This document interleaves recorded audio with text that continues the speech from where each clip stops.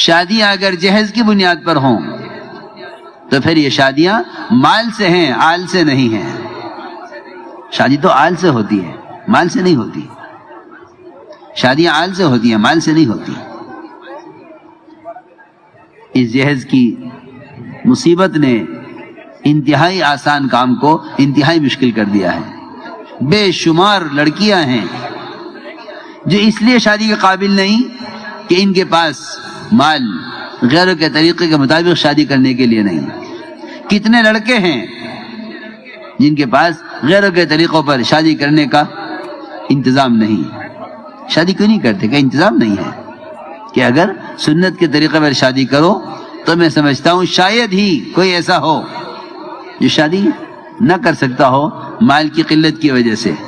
اگر سنت کے مطابق شادی کریں تو شاید کوئی ایسا ہو جو اس مال کی قلت کی وجہ سے شادی نہ کر سکے۔